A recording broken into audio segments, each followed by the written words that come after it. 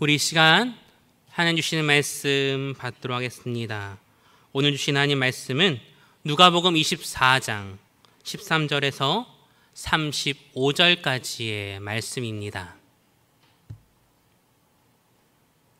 누가복음 24장 13절에서 35절까지의 말씀입니다. 우리 한 절씩 교독하심으로 하나님 말씀 받도록 하겠습니다. 그날에 그들 중 둘이 예루살렘에서 25리 되는 엠마오라 하는 마을로 가면서 그들이 서로 이야기하며 문의할 때에 예수께서 가까이 이르러 그들과 동행하시나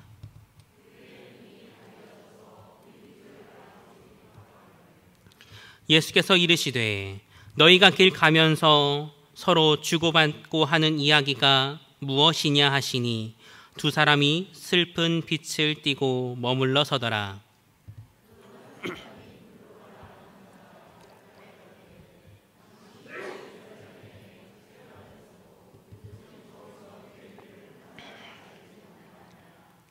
이르시되 무슨 일이냐? 이르되 나사렛 예수의 일이니 그는 하나님과 모든 백성 앞에서 말과 일에 능하신 선지자이거늘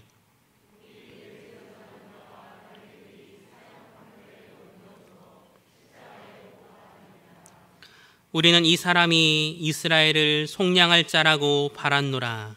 이뿐 아니라 이 일이 일어난 지가 사흘째요.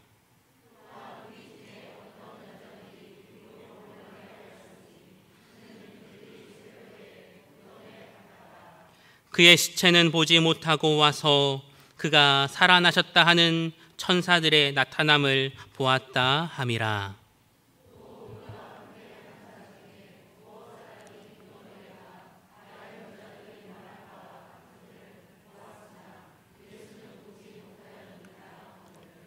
이르시되 미련하고 선지자들이 말한 모든 것을 마음에 더디 믿는 자들이여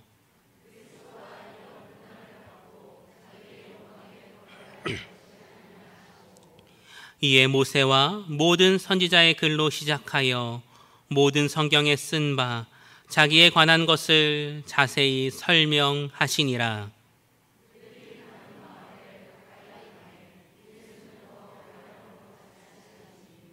그들이 강건하여 이르되 우리와 함께 유하사이다. 때가 저물어 가고 날이 이미 기울었나이다 하니 이에 그들과 함께 유하러 들어가시니라.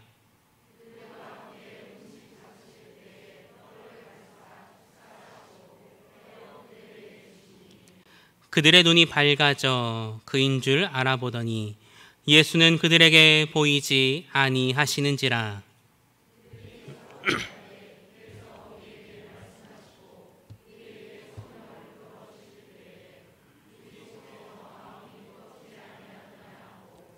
곧 그때로 일어나 예루살렘에 돌아가 보니 11 제자 및 그들과 함께한 자들이 모여 있어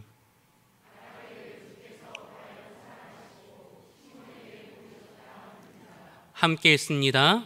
두 사람도 길에서 된 일과 예수께서 떡을 떼심으로 자기들에게 알려주신 것을 말하더라. 아멘. 할렐루야. 우리 예배 나온 성도님들 환영하고 축복합니다. 말씀을 전하기 전에 안내드릴 사항이 있습니다. 제가 이렇게 강대상에 서니까 당황스러우시죠? 담임 목사님께서 안식월로 인해서 한 달 동안 출타 중에 계십니다. 우리 목사님께서 안식월을 무사히 잘 마치시고 돌아오실 수 있도록 목사님의 건강과 또 은혜와 쉼의 시간이 될 수 있도록 우리 목사님을 위해 날마다 기도해 주시기를 부탁을 드립니다. 우리 함께 말씀을 나누도록 하겠습니다. 오늘 본문의 말씀은 부활하신 예수님께서 그 부활하심을 제자들에게 보여주신 사건들 중에 한 사건으로서 엠마오로 가는 제자들에게 예수님께서 찾아오신 사건을 기록한 말씀입니다. 오늘 본문의 말씀은 단순히 예수님께서 부활하셨다라는 것을 알려주는 것이 아니라 그 이상으로 우리에게 큰 교훈을 주는 사건인데, 오늘 말씀을 통해 우리는 신앙인으로서 우리가 어떠한 신앙의 모습으로 살아가야 하는지를 오늘 말씀을 통해 깨닫고 배울 수가 있게 되는 것입니다. 오늘 말씀을 통해 우리의 신앙생활을 되돌아보고 우리에게 주시는 교훈을 마음에 새겨서 그렇게 살기로 다짐하게 되는 은혜의 시간이 되기를 바랍니다. 오늘 본문 13절을 보면 그날에 그들 중 둘이 엠마오로 가고 있었다라고 말씀합니다. 즉 예수님께서 부활하신 날 제자들 중에 2명이 엠마오로 길을 떠났습니다. 길을 가면서 예수님께서 십자가에서 죽으셨던 그 사건과 그날 아침 마리아에게 들었던 사건, 죽으셨던 예수님께서 부활하셨다라는 이야기를 서로 나누며 길을 가고 있었습니다. 그런데 중요한 것은 여기서 이 제자들은 마리아가 자신이 예수님의 부활하심을 보았다라는 이 말을 이들이 들었음에도 불구하고 그 말을 전혀 믿지 못하고 있었습니다. 이러한 상황 가운데에서 오늘 본문 15절을 보면 부활하신 예수님이 이들을 찾아오십니다. 하지만 제자들은 자신들에게 찾아오시니가 예수님이심을 깨닫지 못하고 있었습니다. 그 이유가 무엇일까요? 이들은 왜 예수님이 찾아오셨음에도 깨닫지 못했을까요? 오늘 본문은 이들이 예수님을 깨닫지 못한 이유가 그들의 눈이 가리워졌기 때문이라고 말씀하고 있습니다. 단순히 이들의 시력이 갑자기 나빠지거나 앞이 보이지 않게 된 것이 아니라 영적인 눈을 말씀하시는 것입니다. 이들의 영적인 눈이 어두워져서 부활하신 예수님이 바로 옆에 있음에도 이들은 깨닫지 못하는 것입니다.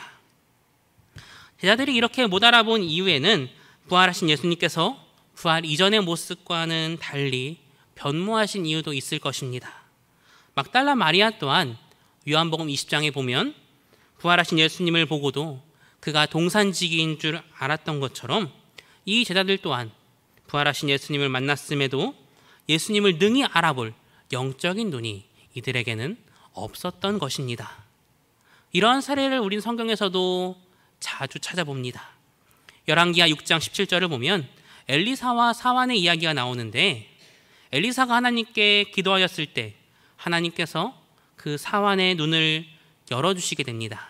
그때 영적인 눈이 떠진 이 사환이 눈을 들어보자 아람 군대보다 많았던 불말과 불수레가 산에 가득했던 것을 그제서야 그가 보게 된 사건이 열왕기하에 나옵니다. 또한 예수님 당시의 유대인들 또한 마찬가지였습니다. 그들은 자신들이 그렇게 애타게 찾던, 기다리던 메시아가 오셨음에도 그들은 알아보지 못했습니다. 예수님께서 세례받으실 때 하나님께서 친히 이는 내 사랑하는 아들이요 내 기뻐하는 자라라고 천명하셨음에도 이들은 깨닫지 못하였으며, 예수님께서 수많은 기적들과 말씀들로 깨우쳐 주셨음에도 그들은 메시아이신 예수님을 알아보지 못하였고 십자가에 못 박아 죽이는 그런 행동을 하게 되었습니다. 이 대목에서 우리가 생각해보고 깨달아야 할 것이 있습니다. 우리가 살아가는 이 세상은 너무나도 어둡고 우리의 눈을 흐리고 미혹하게 할 만한 것들이 너무나 많이 있습니다. 이러한 시대를 살아가는 우리는 항상 영적인 눈, 믿음의 눈을 뜨면서 이 땅을 살아가야만 하는 것입니다. 우리 삶 가운데 찾아오는 모든 순간들, 모든 상황들 가운데에서 하나님의 뜻, 하나님의 계획, 하나님의 인도하심을 바라보고 찾을 수 있는 눈이 우리에게 있어야 한다는 것입니다. 오늘 말씀을 통해 우리들의 삶에도 이러한 영적인 눈이 떠진 역사가 일어나기를, 이러한 삶을 살기를 소망하는 모든 성도인들 되시기를 바랍니다. 계속해서 오늘 말씀을 살펴보면 이렇게 예수님을 알아보지 못하는 제자들에게 예수님께서 너희가 길을 가면서 주고받는 이야기가 무엇이냐라고 물으십니다. 이에 이들 중에 글로바란 사람이 예수님께 이렇게 대답합니다. 오늘 본문 18절에서 24절에 나와 있는데 우리 다시 한번 함께 읽으며 확인해 보겠습니다. 시작. 그 한 사람인 글로바라 하는 자가 대답하여 이르되 당신이 예루살렘에 체류하면서도 요즘 거기서 된 일을 혼자만 알지 못하느냐. 이르시되 무슨 일이냐. 이르되 나사렛 예수의 일이니 그는 하나님과 모든 백성 앞에서 말과 일에 능하신 선지자이거늘 우리 대제사장들과 관리들이 사형 판결에 넘겨주어 십자가에 못 박았느니라. 우리는 이 사람이 이스라엘을 속량할 자라고 바랐노라. 이뿐 아니라 이 일이 일어난 지가 사흘째요. 또한 우리 중에 어떤 여자들이 우리로 놀라게 하였으니 이는 그들이 새벽에 무덤에 갔다가 그의 시체는 보지 못하고 와서 그가 살아나셨다 하는 천사들의 나타남을 보았다 함이라. 또 우리와 함께한 자 중에 두어 사람이 무덤에 가 과연 여자들이 말한 바와 같음을 보았으나 예수는 보지 못하였느니라 하거늘. 아멘. 제자들이 말합니다. 우리 예수님께서 이제 십자가에서 죽으신 사건을 이야기하는데 이 예수님의 죽음은 너무나 어이없는 죽음이다 라고 말하는 것입니다. 예수님께서 하나님과 모든 백성 앞에서 말과 일에 능하신 선지자인데 대제사장과 관리들이 이 예수님을 선지자이신 예수님을 사형 판결에 넘겨주어 십자가에서 죽으셨다라고 이렇게 대답하였습니다. 또한 이 글로바는 그들 중에 어떤 여자들 지난번 우리 목사님을 통해 들었던 말씀처럼 마리아가 예수님이 부활하셨음을 이야기하고 그 소식을 들었음에도 예수님을 보지 못하였다라는 이유로 믿지 못하고 슬퍼하며 그 이야기를 하고 있었다라고 말하는 것입니다. 그러자 25절 26절을 보면 이렇게 슬퍼하며 또한 예수님의 부활하심을 듣고도 믿지 못하고 있는 이러한 두 제자를 향해 예수님께서는 미련하고 선지자들이 말한 모든 것을 마음에 더디 믿는 자들이여 그리스도가 이런 고난을 받고 자기의 영광에 들어가야 할 것이 아니냐라고 이렇게 말씀하시며 이들을 책망하십니다. 그러면서 이 두 제자에게 모세와 및 모든 선지자들의 글로 시작해서 성경에 기록되어 있는 예수님에 대한 말씀들을 자세히 가르쳐주고 그리고 설명해 주심으로써 예수님의 죽으신 사건이 이 제자들이 생각하는 것처럼 제자들이 이해하는 것처럼 어이없고 안타까운 그런 슬픈 죽음이 아니라 성경에 이미 과거부터 예언하셨고 또한 모든 인류를 구원하시기 위한 하나님의 방법이었음을 말씀을 통해 깨닫게 하셨습니다. 이렇게 예수님의 말씀을 통해 제자들은 자신들의 생각이 잘못되었다는 것을 깨닫게 됩니다. 원래 이 제자들의 생각은 예수님께서는 죽으셨으면 안 되는 분이었습니다. 예수님께서 백성들을 일으켜서 이스라엘을 로마의 압제로부터 해방시켜 주시고 자신들은 그때에 예수님 곁에서 한 자리 차지하게 되는 그날을 꿈꿔왔는데 자신들의 생각으로는 자신들의 계획으로는 예수님의 죽음은 절대로 일어나서는 안 되는 일이었고 그렇게 예수님의 십자가 사건은 슬픔과 애통의 사건이었던 것입니다. 하지만 말씀을 통해 예수님께서 이들의 잘못된 생각을 깨우치시고 이들로부터 하나님의 뜻이 무엇인지를 알게 하십니다.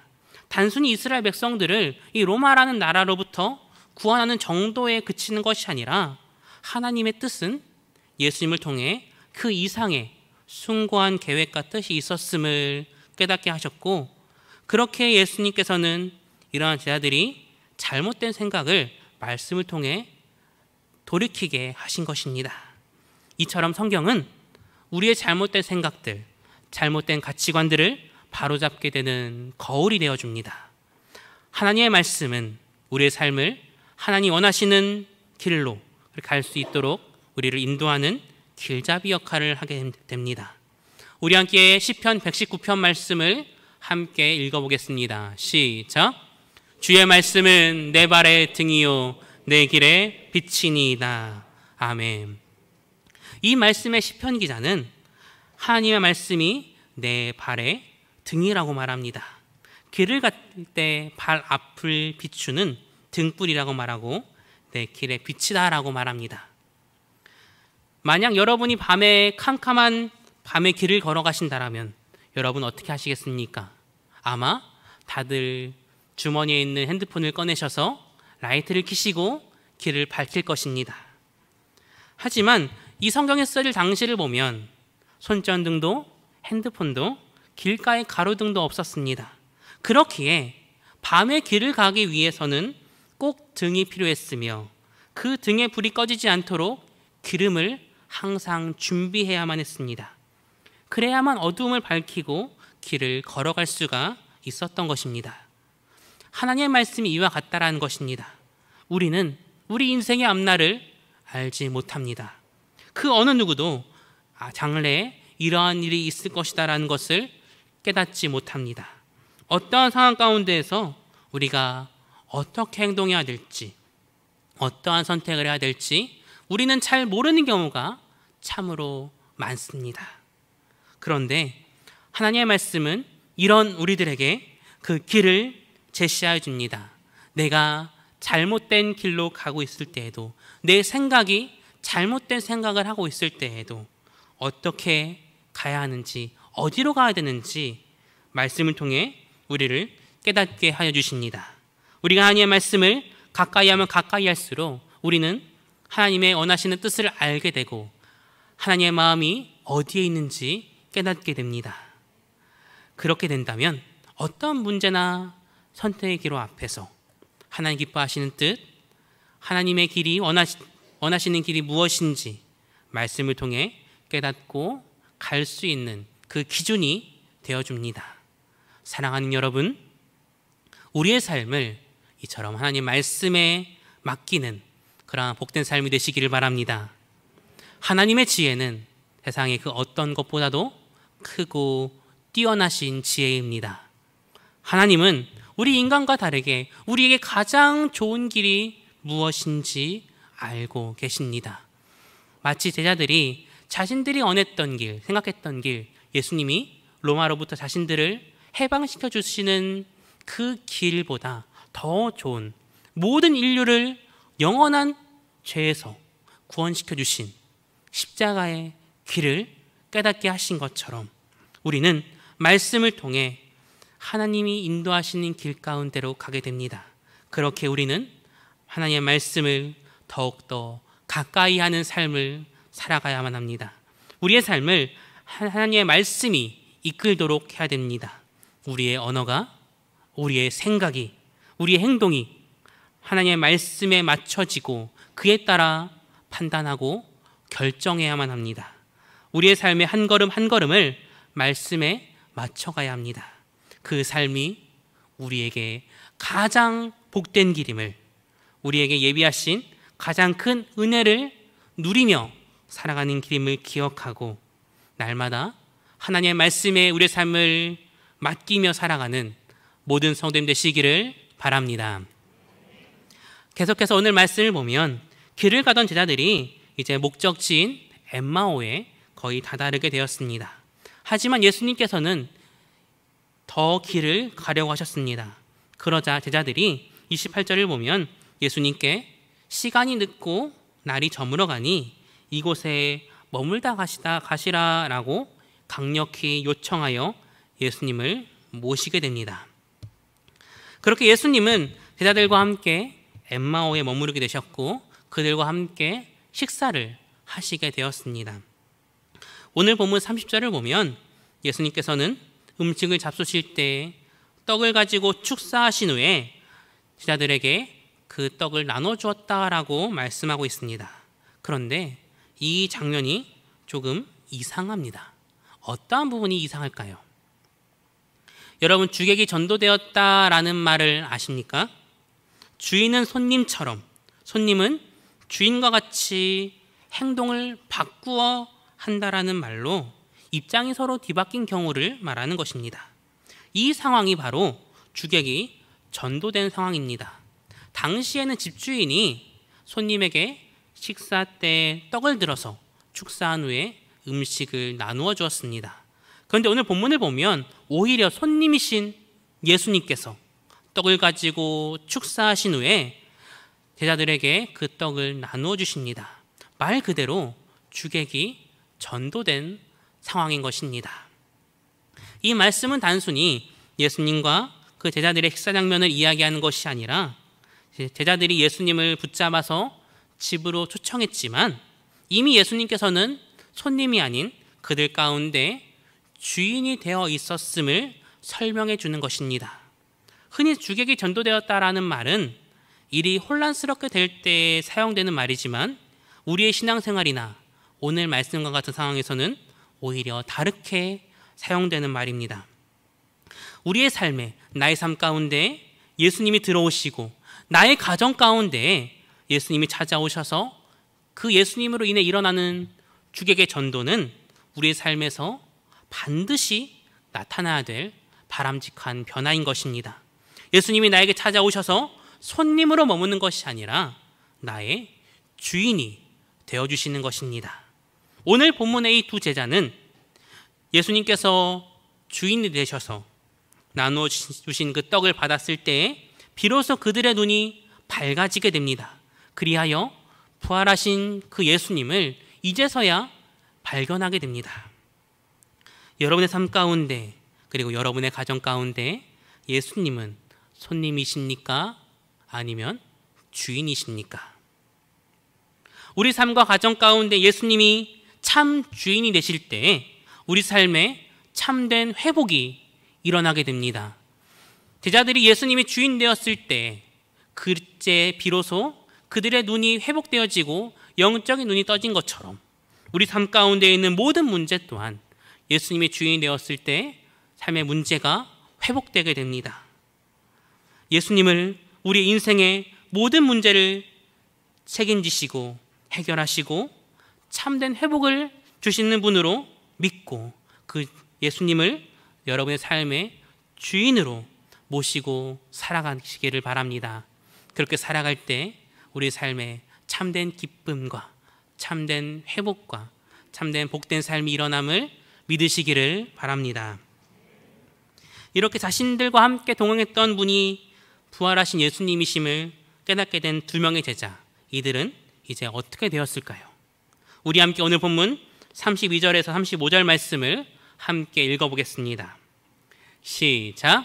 그들이 서로 말하되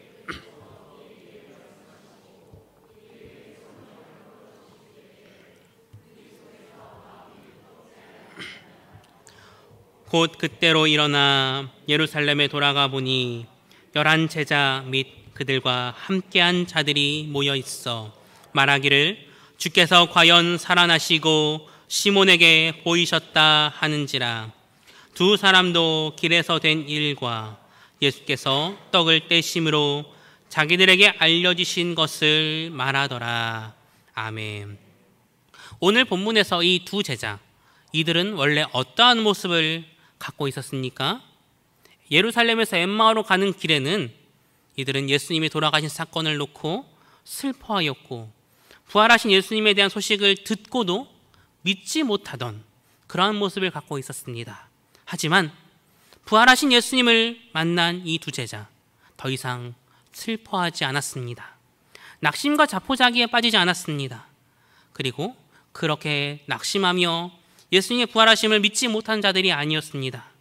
부활하신 예수님을 만나서 그들의 마음이 뜨거워지자 이들은 다시 예루살렘으로 달려가게 됩니다.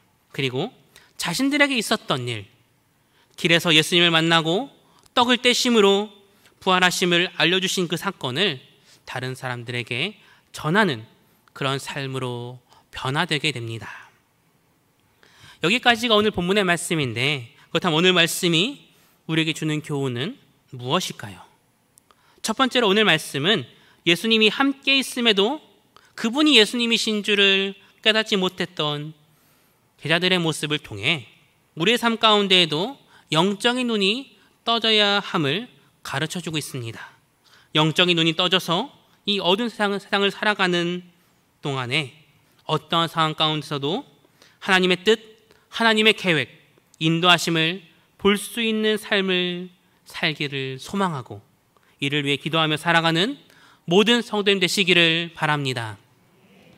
또한 예수님에 대하여서 기록된 말씀들을 하나씩 가르쳐 주심으로써 그들이 갖고 있던 잘못된 생각, 가치관들을 깨닫게 하신 것처럼 우리 삶 가운데에도 하나님의 그 말씀이 우리의 삶의 기준이 되고 하나님의 그 말씀에 내 삶을 맡기며 살아가야 한다는 것을 오늘 말씀은 또한 가르쳐주고 있습니다. 또한 손님으로 오셨던 그 예수님이 이들에게 주인이 되셨을 때 그때 참된 회복이 일어났던 것처럼 예수님을 우리 삶 가운데 모시고 주인으로 모시고 살아가는 삶을 살아가야 한다는 것을 오늘 말씀은 우리에게 가르쳐주고 있습니다. 마지막으로 자신들과 함께 있던 분이 부활하신 예수님이심을 깨닫고 달려가서 자신들이 만났던 예수님의 이야기를 전했던 것처럼 우리 또한 내가 만난 예수님, 십자가에서 죽으시고 부활하신 그 예수님을 세상 가운데 전하는 그런 삶을 살아야 한다는 것을 오늘 말씀은 우리에게 가르쳐주고 있습니다. 오늘 말씀을 통하여 여러분에게 주신 교훈과 메시지는 무엇입니까? 그 가르침을 우리 마음 가운데 새기고 그 말씀대로 살아가는 모든 성도님 되시기를 주님의 이름으로 간절히 축원합니다.